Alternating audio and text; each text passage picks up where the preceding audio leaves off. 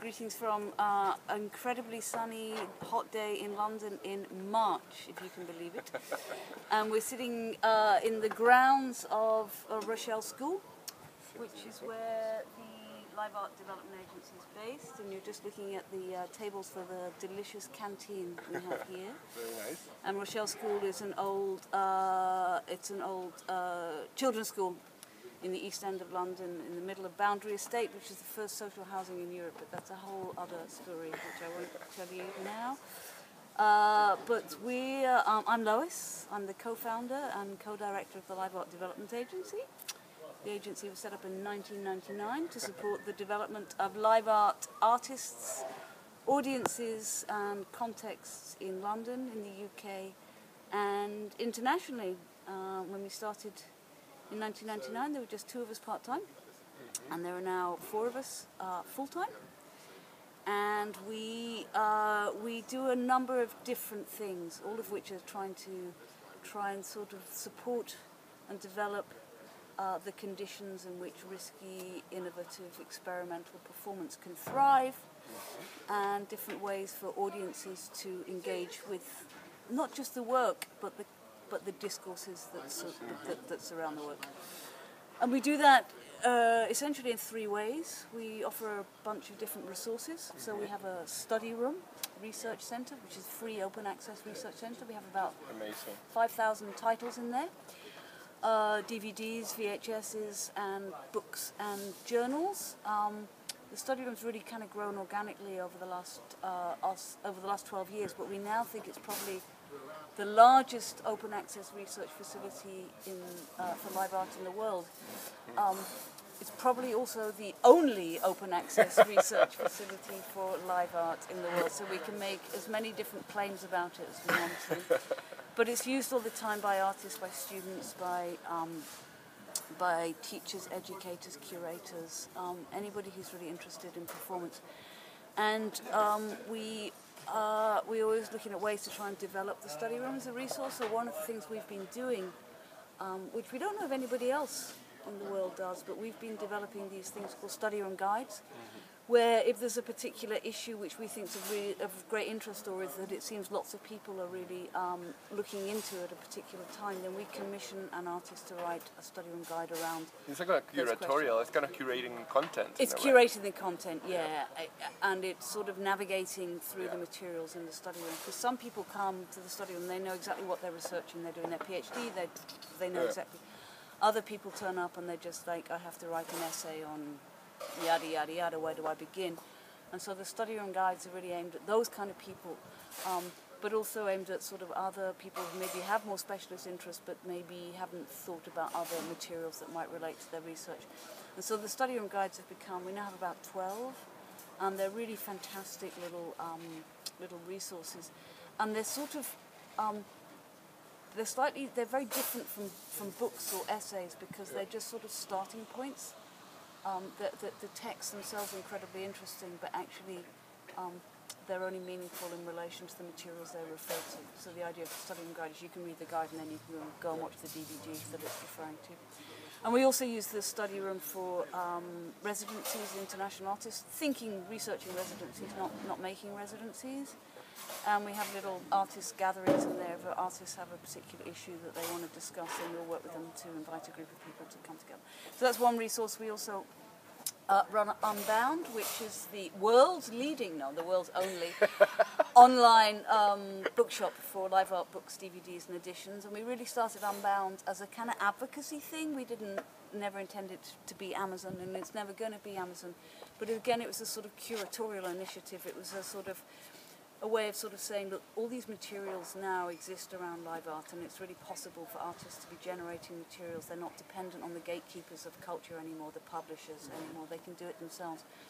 And look, world, here's a whole bunch of staff and at the same time trying to encourage artists to sort of make materials for distribution because we could distribute them for them. And it's been really sort of successful in our terms.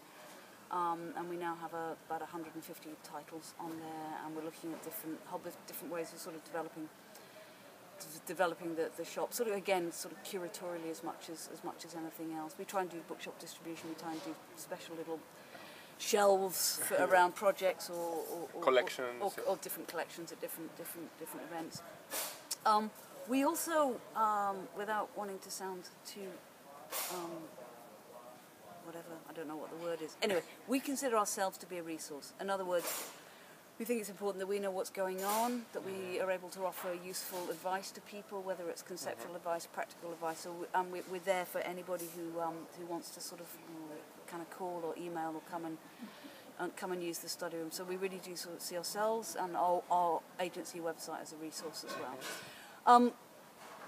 Our second area of work is professional development initiatives, and that's really, we're really interested, and we really try and support professional development projects which are led by artists. This weird old world called live art. There's no one way forward, you know, without generalising too much, but in sort of in a choreographic practice or in a theatre practice, there are certain types of training that are sort of givens, really. Of course, artists within those fields also develop their own unusual ways of working. But with live art, because it's an area of practice that's based in so many disciplines, because there's so many different ways in, because artists work in so many different ways, there's no sort of fixed way of developing a practice. And rather than sort of like a lot of funding bodies or whatever sort of telling artists what they need to do to develop their work, we think the most interesting professional development is sort of instigated and led by artists. So a lot of the professional development things we do are absolutely led by artists, developed in response to artists, and we also try and respond to the idea that an artist's professional development needs are going to change over the course of their lifetimes, over their careers. The contexts are changing. The context are changing. When you're just coming out of college, you have a whole bunch different sort of set of needs or aspirations or energies or desires than if you've been working 40, 50 years and, you know, at that point in your life maybe you're more interested in sort of archiving your work and looking at your legacy and how that is sort of represented when you're just starting out and you're wanting to say and do as much as possible. So we try and create sort of professional development initiatives that really respond to artists at different stages of their practice.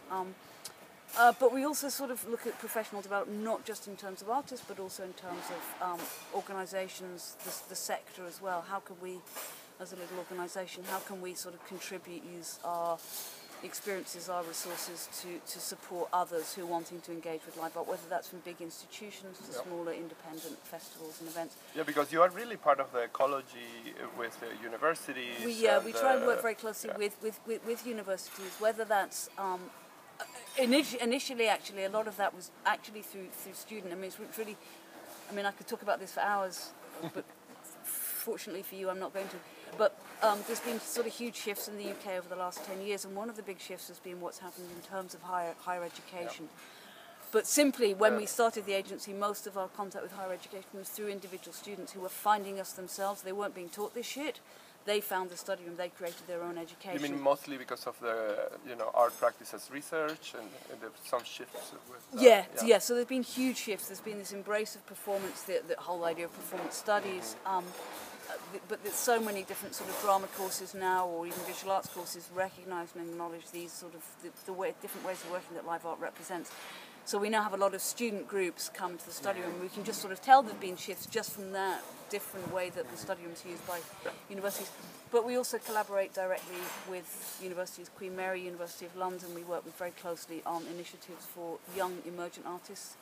And we're working very closely with University of Roehampton and Goldsmiths College on a project called, a 3-year research project called Performance Matters, which is looking at the cultural value of performance, and it's looking at that through a range of sort of research projects, public programs, commissioned performance work, commissioned dialogue projects. I imagine that our viewers can get information in the website about Yeah. all this. This is Performance Matters, .co.uk is the website for that. I mean, everything that we do, there's much more detail about it all on our website. Yeah. And the third area of work, just to say, is our projects and publishing. So we do a lot of curatorial projects. When we started, we did a lot of curatorial projects, which really strategic interventions into the sort of culture, looking at the different ways that that sort of live art could be sort of represented within different curatorial contexts, who that work was for, different relationships with an audience. One of the fascinating things for us is that we do less and less curatorial projects now because we don't need to, because there's now so many organisations curating live art. It's just fantastic. So we don't need to be making those kind of strategic interventions about live art, but we do sort of specific curatorial initiatives around very particular politicised issues, like around issues of sort of identity politics and performance. We're doing an ongoing project around the ways that work by black artists, by disabled artists, by queer artists is not only represented but also sort of documented and archived for history. So we're doing sort of quite a lot of work on that. But in terms of curatorial projects, we do less and less. So it's almost kind of the less we do, the more successful we are in a way, because it means that the live art sector is sort of flourishing and blooming elsewhere, and we don't need to do stuff, which is fantastic. Yeah. We do look quite a lot sort of discourses and debates, whether that's major public symposium or just little sort of study room gatherings. So we'll try and sort of create whatever the appropriate forums to talk about things are really. We just, in everything we do, we try and be responsive to what's needed. So we don't have fixed ways of working, as it were, but it's kind of what's needed. Okay, we'll try and find a way of responding to that. And the final thing we do is publishing. For about the last 5 or 6 years, we've just really been doing more and more sort of publishing projects. That's books and DVDs. And we work in collaboration with major publishers like MIT Press, but we also work directly with artists on their own publications. We are a publisher ourselves. We do our own agency. And people can find all this in the Unbound. Also. Yeah, everything we publish is available for sale on Unbound. And what we've been doing is also a lot of publishing on demand, particularly DVDs. Okay. Really sort of making these things are really cheap and cheerful to produce, and so we make them cheap and cheerful to buy, and that means that we're really trying to increase access to the way that artists, institutions can sort of engage with those kind of materials, and that's us. And that for me, one obligatory question, that is, how can you put in kind of 101 definition of live arts? Because all this, there are all this, for example, in New York, Dance Theatre Workshop changed to NYLA, New York Live Arts, and I think I can see it as a very encompassing umbrella of many practices and discourses, etc. But I would like to hear from you, and you have already kind of defined it in telling the story of the agency and what it does, but if we can encapsulate it in something that at this moment... Yeah, okay, so when I'm talking about live art and when the agency's talking about live art, we're not really talking about a specific art form. We're not saying, hey guys, look at this new art form called live art. What we approach live art as a cultural strategy.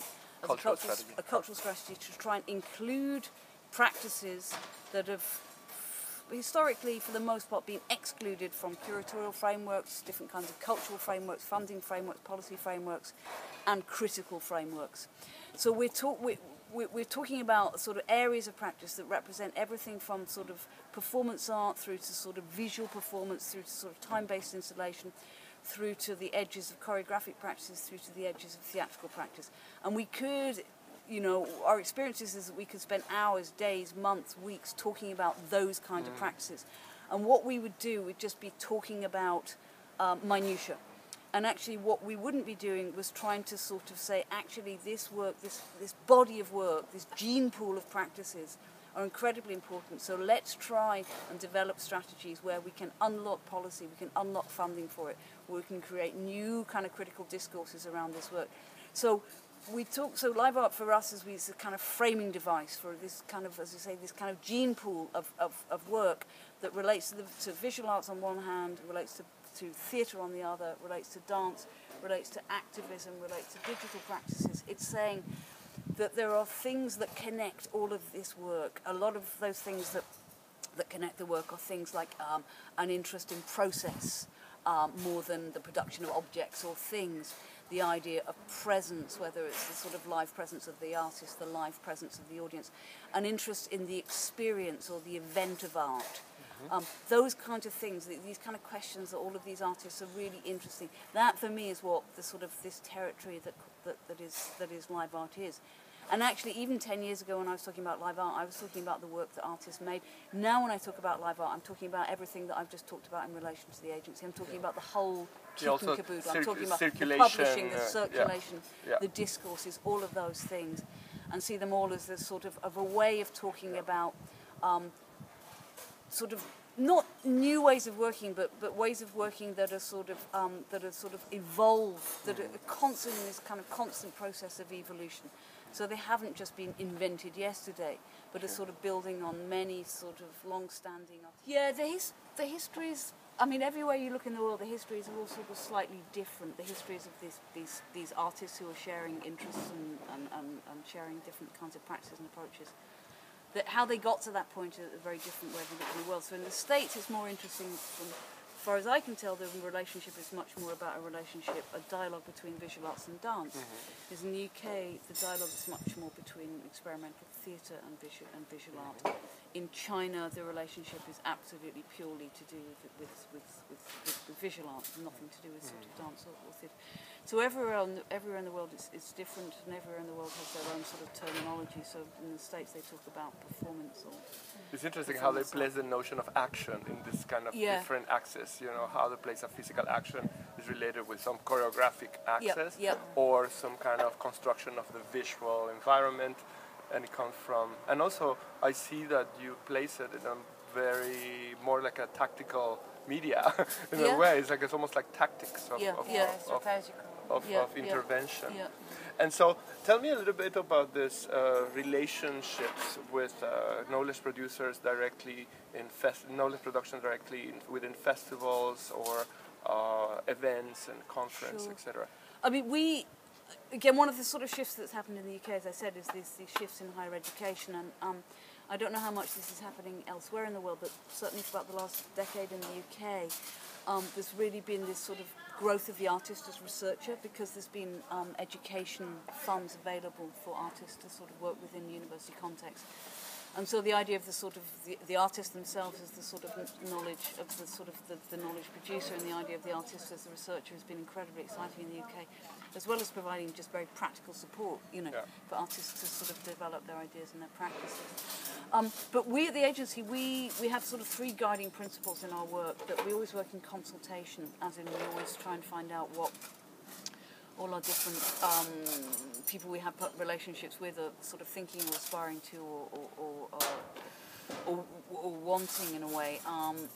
And that's sort of right through from students to artists to major institutions to independent festivals and stuff. We always work strategically, so we always, whatever we do, there's a reason for doing it. So we don't just do a festival because, hey, we want to do a festival. We do a festival because our consultations have indicated that actually there's a real need for something around disability or whatever the issue might be.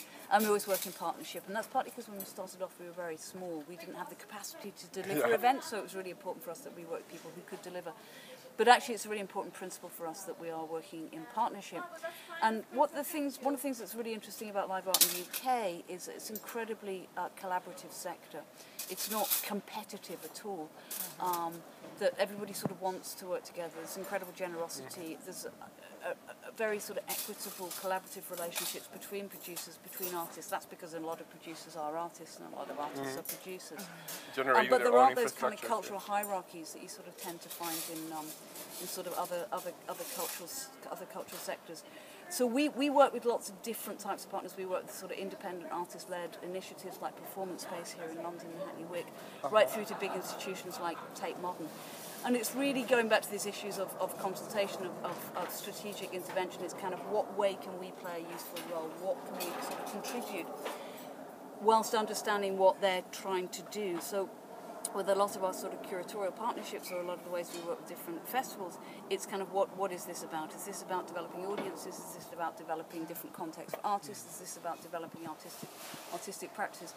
And so in response to that, what are the ways that we can be useful with that sort of? If it's about audience development strategies, that's fine, we'll work with one way. If it's about artist development strategies, that's fine, we'll work in another.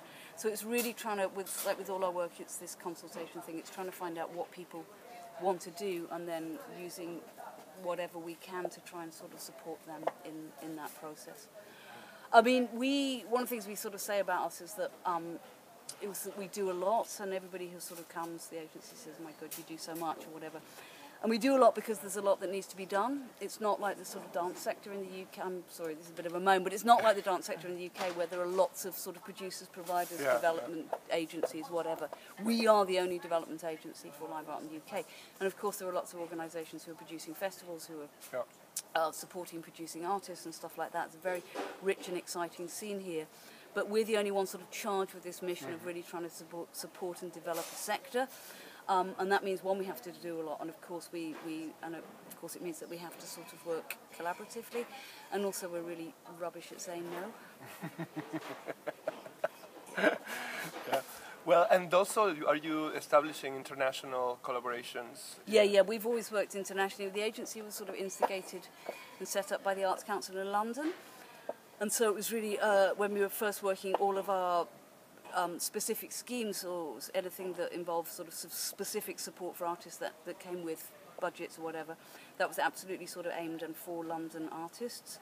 But we've always seen that we're sort of London-based but not London-bound. So anything outside of London for us is really exciting. So that means that for us we sort of work as much with Beijing as we do with Birmingham type thing. So we do try and work internationally as much as possible. We used to do a lot of international collaborations and a lot of sort of international travel, but for various reasons we're trying to sort of look at different strategies where we can sort of collaborate and work internationally without actually having to sort of get on a plane. So we're really Greening aware of our we're really trying to green things and look at sort of different ways of sort of low carbon collaborations. So we don't need to go somewhere to do a lecture. We can do it by Skype. We don't need to go somewhere to do a screening program. We can do it here and put it in the post, or hopefully in about a year's time you'll be able to sort of download it. So we're looking at different ways that we can sort of work effectively internationally without sort of being irresponsible.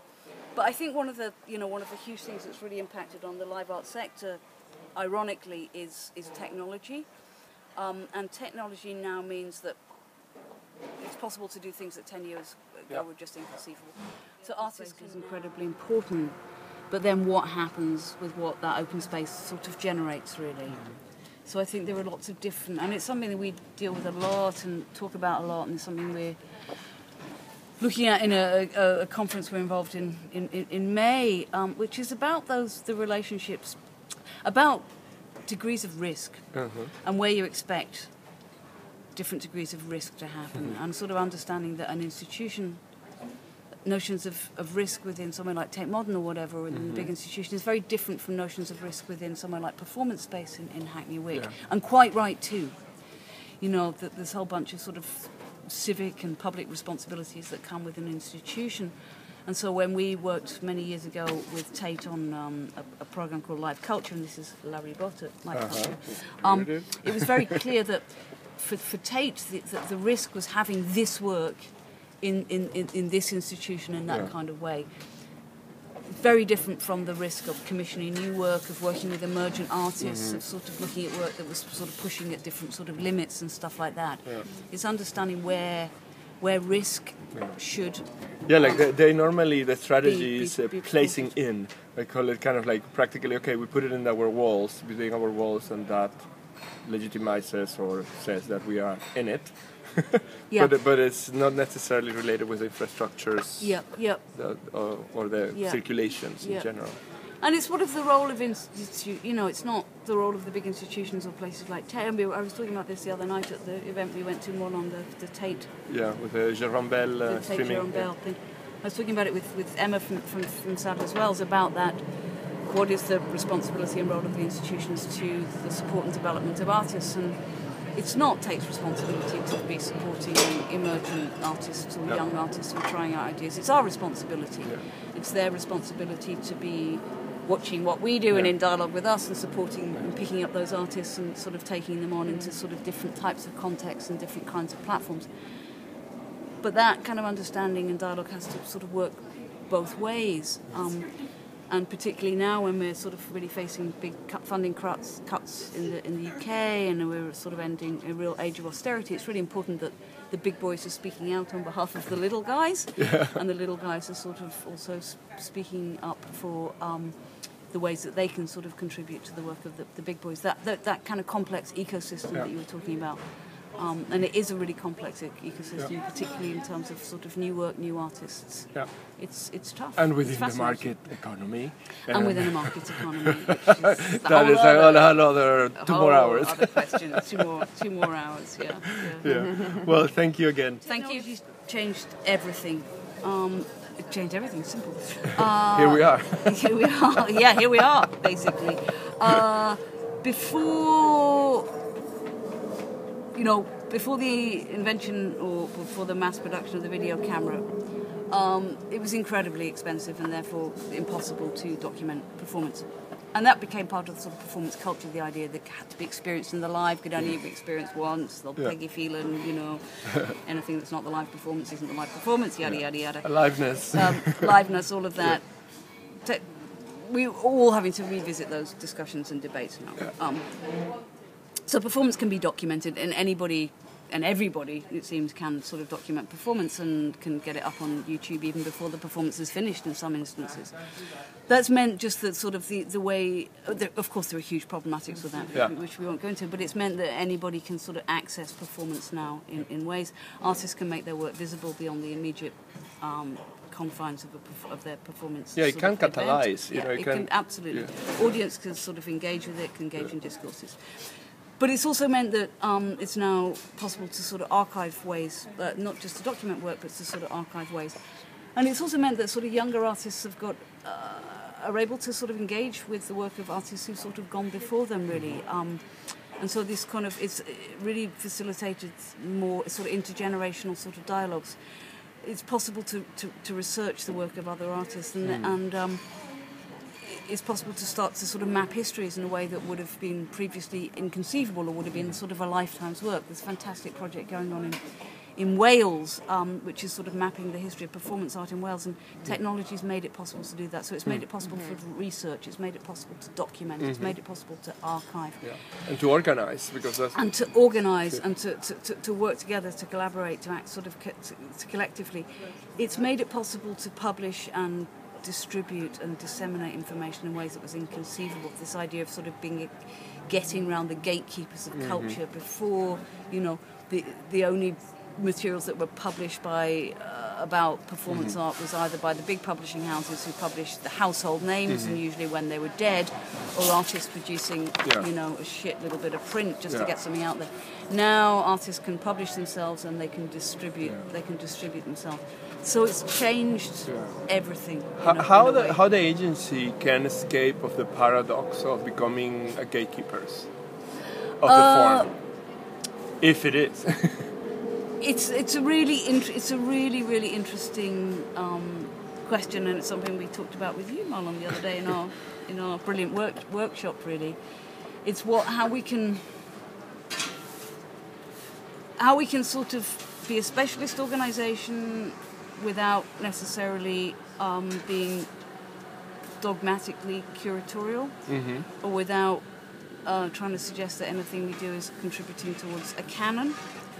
I think one of the ways we can do it is just this, by keeping to our principles of working in consultation and partnership and strategic, and of trying to work reactively and proactively, so of always trying to keep our door open. And one of the ways we do that is blatantly obvious, but it's just a really useful mechanism for us, which is most things we do an open call for proposals and for ideas for, and that for us is a way of sort of smoking out artists that we may not have otherwise encountered, of meeting sort of new ideas and new artists, and of trying to sort of look at different ways of sort of getting sort of creative input into our work, and not becoming sort of inflexible in how we work, or becoming sort of fixed in our sort of curatorial approaches. So it's a really difficult balance between working proactively and reactively, and working sort of curatorially and in a sort of open way. Mm-hmm. It's a tough. It's just a middle really tough path. one. Yeah, it's a middle path, and it's something I think we try to be sort of acutely aware of, and to sort of almost we try and deal with everything on a sort of case by case situation. So we'll always try and be sort of flexible. We very rarely sort of say that's not the way we do things. Sorry, we'll kind of say, okay, if that doesn't fit the way we do things, we need to change the way we do things in a way. I was in a restaurant the other night and I wanted to order something and I was told I couldn't order it because the decision had been made by head office, and I hadn't heard that for so long, and I kind of thought, God, that'd be a great thing to have at the agency. Oh no, we can't do that because head office says we can't. We're the complete opposite of head office says we can't. We're kind of we don't have a head office, and if it needs to be done, we'll try and find a way of doing it. Well, thank you very much, and for this openness about the balancing act. The balancing act. Of staying if open. Anybody has any of ideas, resisting, be strong, and staying open. It's kind of a really hard call. I mean, I think we try and see ourselves as sort of somewhere between the front line of artistic practice and we're sort of in this weirdy place between the institution, whether the institution is the Arts Council funding body or institutions or the universities, and the front line of artistic practice.